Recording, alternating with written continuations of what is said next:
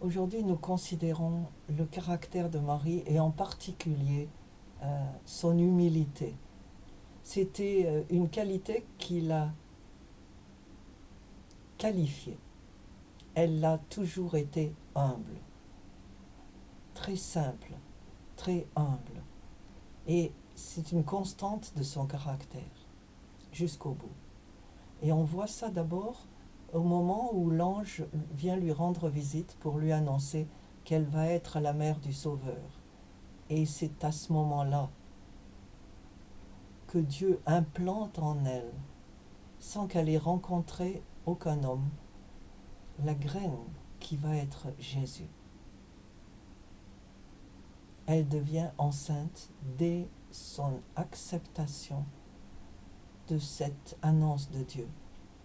Tout ce qu'elle dit, c'est « Je suis la servante du Seigneur ». Elle n'a posé qu'une seule question. Comment cela se fera-t-il?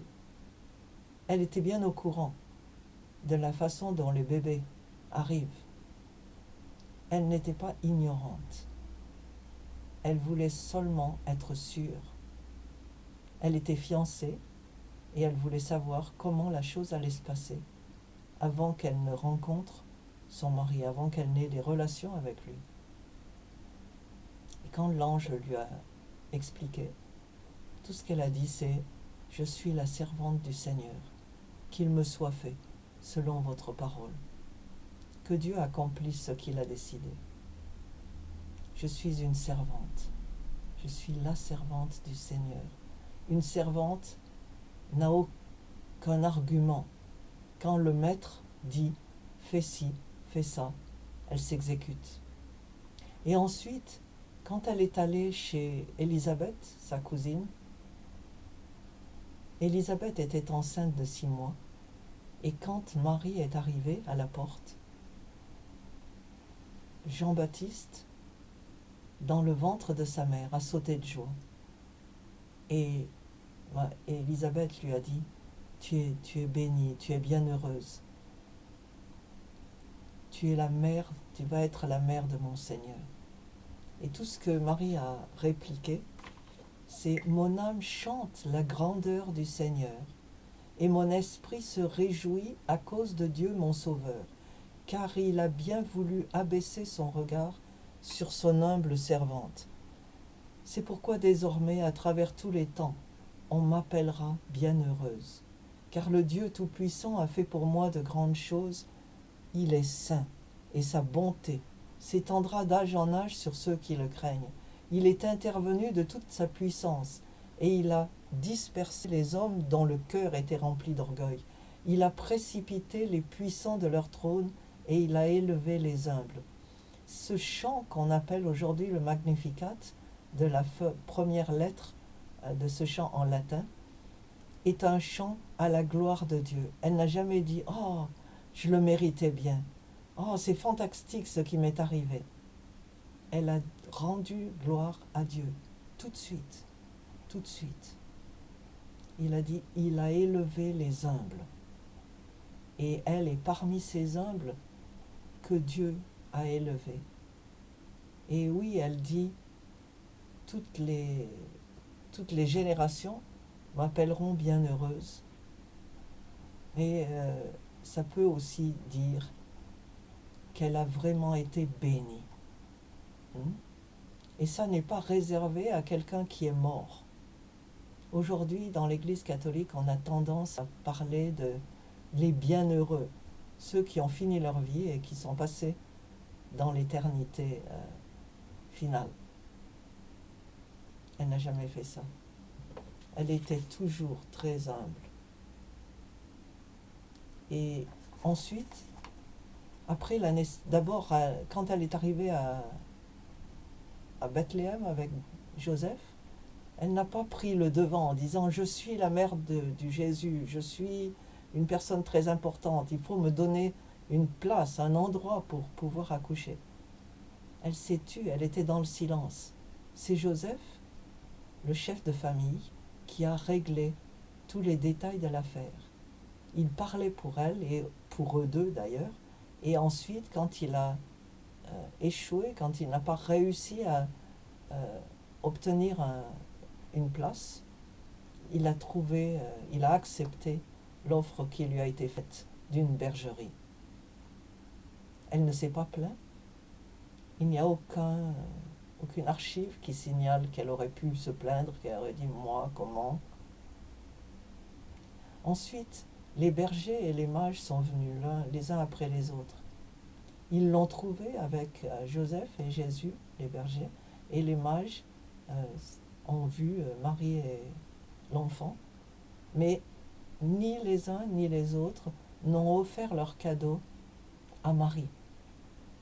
Ils se sont agenouillés et ils ont rendu gloire au bébé Jésus, à l'enfant Jésus. Elle est restée en retrait. Et tout ce qui est noté à son propos, c'est qu'elle méditait toutes les paroles qu'elle avait entendues. Elle est ensuite allée au temple avec son mari pour présenter l'enfant comme leur enfant.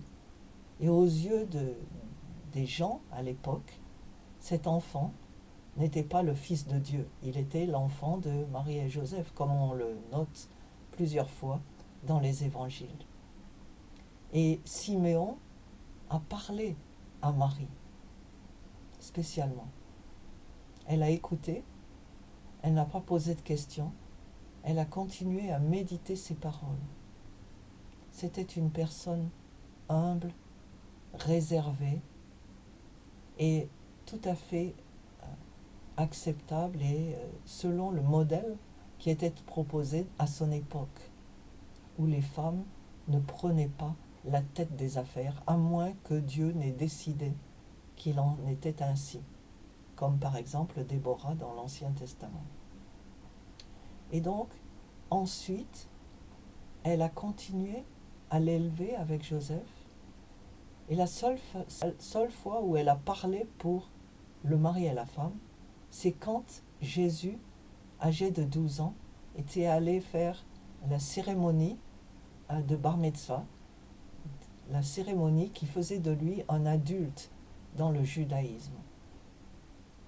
Une fois cette cérémonie terminée, Marie et Joseph ont repris la route, et comme ils étaient avec toute une caravane des gens de leur parenté, puisque c'était la grande fête à Jérusalem, donc tout le monde était allé, ils sont rentrés sans s'inquiéter trop en disant « bon, Jésus n'est pas là, mais il doit être avec les oncles, les tantes, dans la caravane. » Seulement au bout de 2 ou 3 jours, ils se sont rendus compte que Jésus n'était pas là. Et ils sont rentrés à Jérusalem, retournés à Jérusalem. Et sa mère lui a dit « Est-ce que tu te rends compte de ce que tu as fait? Ton père et moi, nous nous inquiétions à ton sujet. » Et Jésus a répondu, et il n'a montré aucune émotion vis-à-vis de Marie. Tout ce qu'il a dit, c'est « Est-ce que vous vous rendiez pas compte, vous deux, que je dois m'occuper des affaires de mon père ?» Signalant par là, en public pour la première fois, que son père n'était pas Joseph. Ses parents étaient un peu étonnés. Marie avait peut-être oublié, et Joseph aussi, tout ce que l'ange leur avait dit. Et ils sont rentrés avec lui et il a continué à grandir comme un enfant sage. Et Marie est restée humble.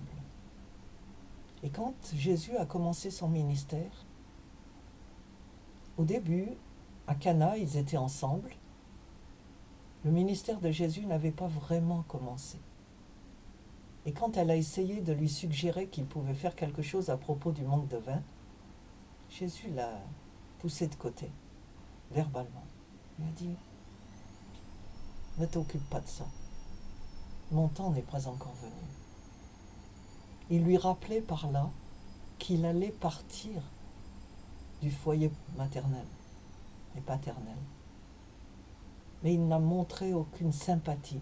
Il ne lui a pas dit « Oh, mais bien sûr, merci de m'avoir dit tout ça. » Et quand l'eau a été changée en vin, Personne n'a entendu que Marie avait eu une part quelconque dans l'affaire.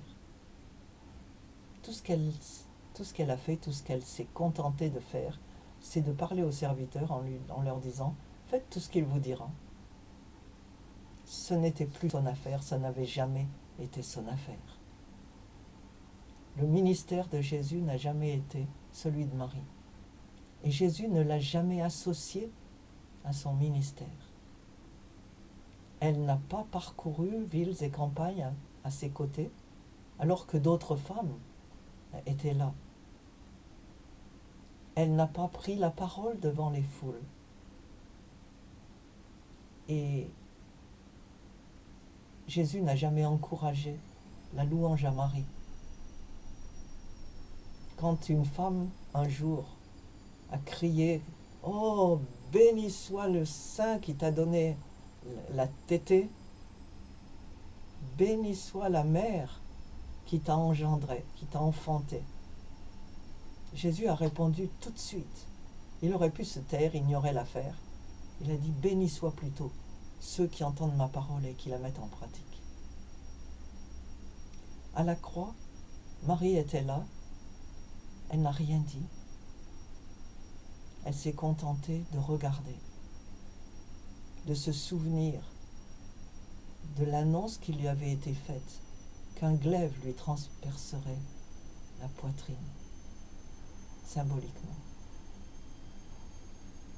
Jean a entendu la parole de Jésus, a pris Marie chez lui, comme c'était la coutume que quelqu'un prenne les veuves et s'en occupe.